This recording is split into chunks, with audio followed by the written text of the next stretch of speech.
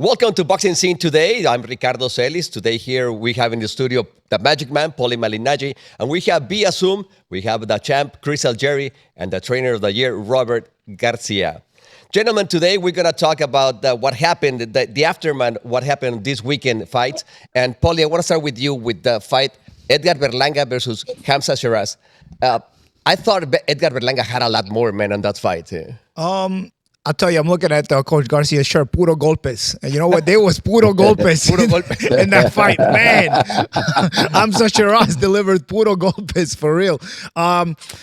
Listen, it was one of those fights where both guys had a lot of push behind them in their careers, but both guys were coming in with something needing to be proved, as we were going to see whether the potential that was being talked about when in regards to them was going to be on full display.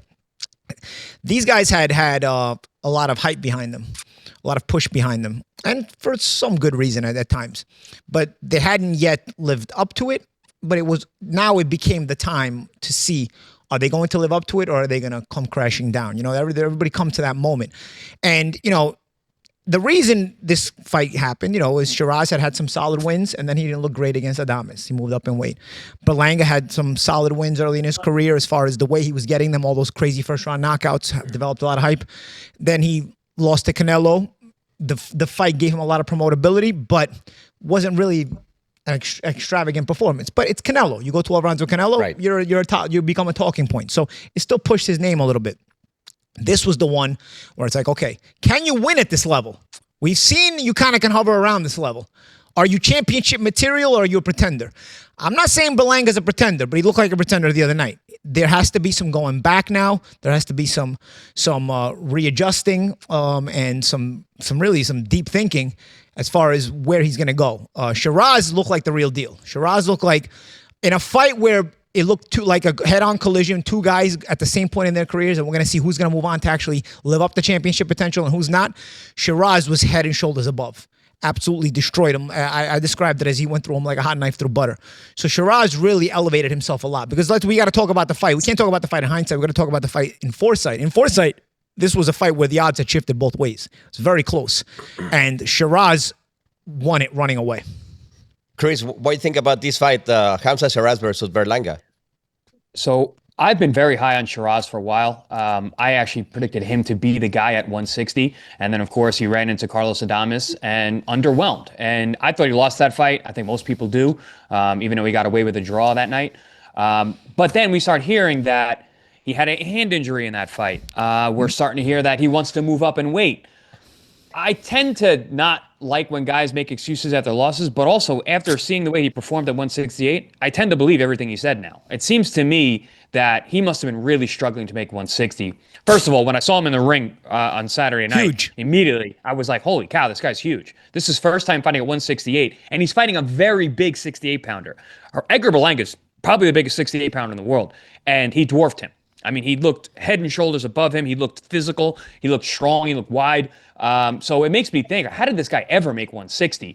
And not only did he carry his strength, he was literally pushing Berlanga off him whenever he got close. He was able to manhandle him at times, but he brought his power too. The shots that hurt Berlanga, he wasn't swinging for the fences. They were mid-combination shots that were dinging Berlanga. That means that he's got power. So I agree with you, champ. I think that Hamzah Sheeraz has entered the 68 fray and is a major player. He kicked the damn door open. He looked awesome. He looked strong. He looked physical. He looked poised.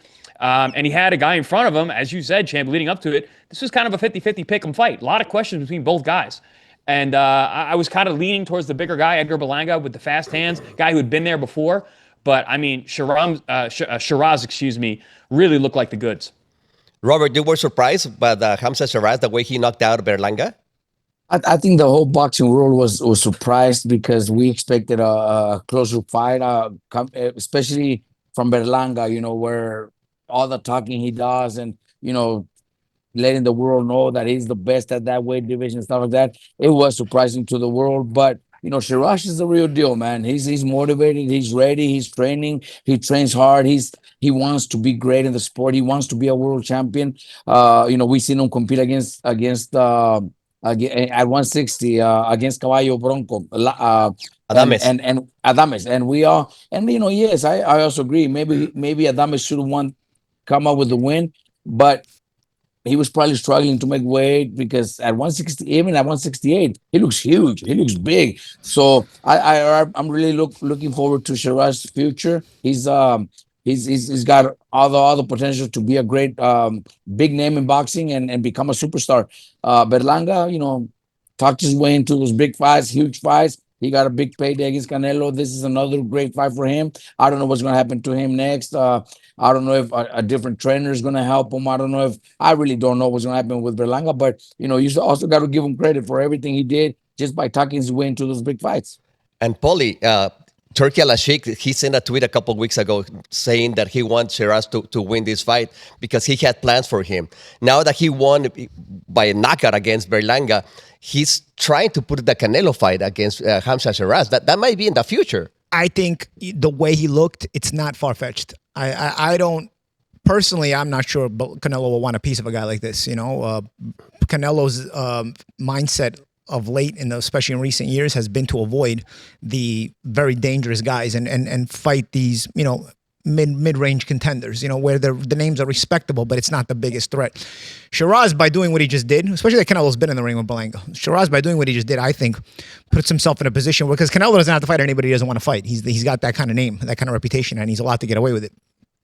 I don't agree, but he's allowed to get away with it, and he has. I'm not sure how much you got to pay Canelo to make him fight Shiraz. I mean, I know Turki Al-Ashik has the kind of money where maybe he'll put it on the table. Well, he's making 80 million against Crawford. Yeah, he is, and that's what I'm saying. Like, how much you got to give him to fight Shiraz now? He has for 200 for Benavidez. What I'm saying is it's crazy. So, I don't know. I don't see Canelo wanting to jump at the opportunity to fight a Shiraz, but maybe you get Shiraz still early. It's still I mean, at this point, it's a pretty proven Shiraz. I want to make another point, though, guys. One of the main aspects to look back in hindsight is the mindset of these guys coming off the controversial fights they had recently, where not the controversial, but the big fights they had recently, where they underwhelmed and they underperformed. Shiraz's mentality after the Adames fight was not celebratory. It was very down on himself. He was determined to prove that he's better than that. He was determined to say he's the real deal and to show that. Well, on the other side, Berlanga, after the Canelo fight, went around like he had a victory tour, like he won the Canelo fight, like as if it was something to celebrate, to go the distance with Canelo. Mindset is a big thing when it comes to world-class boxing. You either are a championship fighter or you're not. Being accepting of moral victories doesn't really get you far when it comes to competing at the highest level, because competing at the highest level means you are your own worst critic. While everybody who's praising you, you still feel like there's something you could do better or should do better. To be honest, I thought Shiraz's fight against Adames, I also thought he lost the fight. But Adames is also a very good fighter. Adames is a much better fighter than Berlanga. Very underrated. Yeah, much better fighter than Berlanga. I thought he was the most difficult of the middleweight champions, and he's a much better fighter than Berlanga. But also, the mindset of Berlanga after the Canelo fight. Listen, you take that check. It's good money. You take the promotion that comes with it. But in your mind, you still have to be determined to have that championship mindset, to say, I can, because you got to go to sleep at night. You got to put your head on the pillow at night. And you have to really tell yourself, can I be a world champion? I need to become a world champion. I need this. Or are you just in it for the money? I mean, Berlanga made a lot of money in that fight and suddenly thought he belonged in the elite room. And I think he sort of lied to himself. It's not that I think he can't be there. I think Edgar can still be there, but it's going to take a big mindset change. And now what happens is, because your name is under the microscope, you've become a big name regardless, because of the Canelo fight and all this stuff. Now you're more under the microscope and you're more criticized when something goes wrong. Now you're more responsible for it. Right. Well, the more you talk, I used to talk a lot too, but I knew it would put pressure on me to perform. You can't go out. I lost fights, but you can't go out with a whimper. If you're going to talk all that talk, even if you lose, go out fighting, where you get your respect, where it's like, okay, he lost, but he was, he went out fighting the whole way. Berlanga, the problem with Berlanga is he came calling himself the king of New York, and he went out with a whimper. He didn't perform at all. If Shiraz beats you, okay, but make Shiraz know he was in a fight. Shiraz should leave that ring knowing he was in a fight, even if he beats you. And that way everybody will still give you your respect, even if you lost the fight. This is the problem. Berlanga talked all that talk, but then he fought like he didn't belong on this level. So it's going to take some mental stimulation on his part for sure. He's got to really ask himself how hungry he is. He's got to really be determined to be back. And on Sheeraz's part, obviously, he showed that mentally he didn't accept the dominant performance. He was down on himself. He was determined to show that he's better than that. And he was determined to show that he's a championship level fighter and he can beat guys. Right. And I'm telling you right now, in the Canelo fight, if he gets that Canelo fight, he's gonna go to win. This guy mentally is a different fighter. He's not gonna go into the Canelo fight looking to go to distance. If he gets the Canelo fight, because I'm not sure Canelo fights him. This is not Berlanga. This is Sheeraz now. I'm not sure Canelo fights him. But if he gets the Canelo fight, Sheeraz is gonna go there to knock Canelo out. He's not gonna go there just to show up for the payday. Which that would be a great surprise. Chris, what do you think? Sheeraz versus Canelo. I agree. It's a fight that I didn't fancy because I'd never seen him at 168, but as good as he looked on Saturday night, it's very plausible we could see that. But I will say this. I don't want to see him sitting out of the ring waiting for the Canelo ticket. Stay busy. Get back out there. Go get another win at 68. Go fight one of these other young studs, like a Diego Pacheco, for example. I'd love that fight. Even I don't like these guys. Billy, Lester Martinez. And Billy and Lester Martinez is going to happen in September. So is it? It's done? I mean, I've seen posts about it. Okay. That seems like that's going to be the next fight because I really like Billy and Sheeraz. Yeah. I thought that was a really good fight. But if Billy's caught up with Lester, okay, Diego Pacheco is another young stud out there that I think poses an interesting matchup for Sheeraz. I hate when guys lay out and just wait for that ticket. What about like a Caleb Plant or even the guy that just beat Caleb Plant? What's his name? Yeah, Resendiz or something. Toro Resendiz. Resendiz. Yeah. Toro Resendiz. Yeah. That could be a solid guys. stay busy fight, and see where you're at. 68's a busy weight class. There's levels of talent that are there. And I think there's plenty of guys out there. It might be all of them that Sheeraz can handle and beat right now. And Champ, I want to see him grow into 68 a little more, get comfortable being in that weight class. And Champ, I agree with you. Another reason I agree with you there, and I think most people would agree with you, staying busy is always good. But I also agree that you have to strike when the iron is hot. Right now, the iron is super hot. You are the man of the moment. You are the man of the moment, and because of that, you have to keep performing, stay busy, so that you remain the man of the moment. Right, Coach Garcia, I'm sure you agree. I mean, I think in a boxing career where the window's always short, when you become the man of the moment, you want to keep that momentum.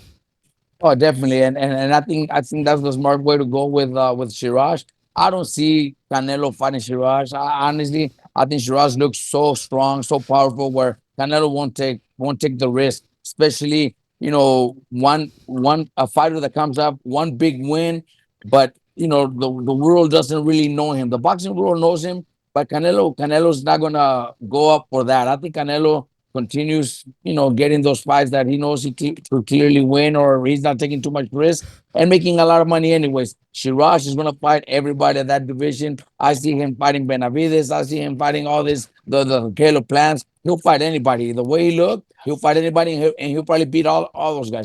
But let's remember that Canelo has a 4-year fight contract with Turkey Al-Sheikh. So 4-fight contract. Yeah. I mean, we'll see what direction that goes, because Canelo doesn't have to do anything he doesn't want to do. He's a guy who commands it, right, Coach? Exactly. Turkey's plan is to get Sheeraz against Canelo 100%. I can tell you guys that's exactly what Turkey wants, but that doesn't mean Canelo's going to do it. Yeah, and I will say another thing, because I hear a lot of casuals use the term weight bully, where it's like, a guy who makes a weight and drives himself down and makes weight. Being a quote-unquote weight bully takes a lot of hard work. You have to go down and make weight. Yeah. So not everybody. So anybody who talks about weight bully, you guys don't know shit about boxing. Okay, you don't know shit about boxing. Okay, when I read the term weight bully, as soon as I see or hear somebody use the word weight bully, I know this person doesn't know shit about boxing, because to drain a body like that down to that kind of weight is so difficult. You got to make so much sacrifice, it's so much hard work, and you're making the work pay off by making that weight. So it's nothing about bullying, because not everybody's willing to go through that kind of suffering. That is intense suffering to go down in weight. And also, just because your favorite fighter Canelo doped up and got caught doping and now can't make the lower weight classes, because that kind of stuff also adds a ton of muscle, don't get mad at everybody else who can get their weight down to those weights. Don't get mad at those guys, because your guy can't get back down because he doped up so much that now his his body's physically at a weight class that, he's never going to go down below. So you can't have that kind of standard either, that kind of groupie type standard. The term weight bully is completely misused because it takes a lot of sacrifice to get your body down, and eventually you can. We saw with Sheeraz, he moved up from one middleweight to 168. The guy moved up a weight class already. He still looks big at 168. And he looked huge, right? He looked huge, but he still needed his body to breathe. Now he can make 168. You can't get mad at him. He does the work. He puts in the work. Making weight is not just physical. It's mental. It's mental torture as well. Definitely, yeah. Chris, what do you think about the co-main, the Shakur Stevenson versus William Cepeda? I mean, it went pretty much exactly how I expected. I thought Shakur looked fantastic. His ability to pick the shots off, to land good, crisp punches. And it's interesting. Shakur said before the fight, I hit harder than this guy. Yeah, you do. I saw it. He looked like he did. He was really snappy. He was really snappy on those punches. He was popping Zepeda's head back. I saw a lot of people giving him pushback, thinking that Zepeda won a bunch of rounds. I didn't. I gave him 2 rounds. I didn't think it was a close fight at all. I thought Shakur was dominant, was in control, fought the fight that he wanted to fight. I saw an interview with him yesterday where he said, I spent a little too much time on the ropes in the beginning of the fight, but I still did what I had to do. I saw him in the second round smile. And it was that look or that smile where Shakur in his head goes, oh, you can't punch. You can't hurt me. I can stay here, and I can do this all night long. And he did. And I think I saw it from Zepeda, too. I thought Zepeda hit harder. I could see even when he was hitting Shakur on his shoulders and his elbows and his body, the punches weren't landing with heavy thuds. They were just touches. And that's another thing with punchers. When they start missing more and more, they take a little bit off and try to just land. And I think that was a poor strategy for Zepeda. Yeah, he threw a lot of punches. Yeah, Shakur got hit more than he's used to getting hit. Yeah, he touched his body a lot. I don't think any of that mattered. I think Shakur showed a really good performance, that he can stay in tough fights. He can be in the pocket. And let's put this to rest. The guy doesn't run. He didn't move around the ring. He wasn't running away. He spent time on the ropes. He stayed in the center of the ring. He bagged Zepeda up. So I think Shakur needed a win like that over a guy like Zepeda. But I thought it was an entertaining fight. Shakur generally, a lot of times people complain that he's not that entertaining, but I thought that was entertaining. Coach, what do you think? Honestly, I was expecting a lot more from El Camarón Cepeda. Well, look, Camarón Cepeda is very basic when it comes to his boxing skills. We were just, we've been very excited about his career because he throws a lot of punches. He throws over 100 punches per round, and we were expecting him to do the same and land many more punches against Shakur. But Shakur just showed that he's one of the best in the world. Pound for pound, should be up there, among the best in the world, because he showed it Saturday night. He's got great skills, great defense, accuracy, hardly misses. I think he showed that he's up there with the best pound for pound. Camarón Cepeda is, he's better than just a normal average person, but he is not that fighter that you have to be make a great game plan to be able to beat him. He's basic. He throws a lot of punches. He keeps coming, and that's what you're gonna get. You have to be in great shape. You have to know how to use your shoulders, how to block, how to pivot to the sides. And Shakur did all that and showed the world that that's the way to beat Cepeda. Paulie, what do you think about Shakur? I thought he looked really, really good. I piggyback off the comments of the 2 smart analysts we have here, Chris and Robert. I think it was a solid performance, and it was a performance that showed the level that Shakur is on, because Zepeda is a high-level lightweight. He's been a solid lightweight. Yeah, he struggled against Farmer, but overall, Zepeda has run through a lot of good fighters. And I thought Chris, Champ, you made a good point with he didn't hit as hard as maybe Shakur expected, but maybe that was the game plan, to take some power off the shot so that he wouldn't miss by so much. Because when you load up and you miss, first of all, you're gonna get tired. Second of all, you open yourself up more for counters. So maybe he was trying to take some of the shots off. But if you're gonna do that, you still can't have a lot of daylight. You can only do that with a lot of speed, and Zepeda doesn't have enough speed. And Shakur can eventually start punching in between you, land some key counters, boxed well, did not run at all, which I've been saying. Shakur doesn't really run. He boxes is a difference. And I think Zepeda can still remain a fun lightweight to watch. But in a lightweight division has this much depth, it's going to be very hard for Zepeda to win a world championship. But he'll be a solid contender, even / gatekeeper. Right. You know, you're not going to get to a world title in the lightweight division if you can't get past the Zepedas of the world. Definitely, it was a great by Shakur Stevenson, also Shakur Hamzah Sheeraz did a great job against Edgar Berlanga. And for Paulie Malignaggi, Chris Algieri, Robert Garcia, thank you very much. I'm Ricardo Celis. Thank you for watching Boxing Scene Today.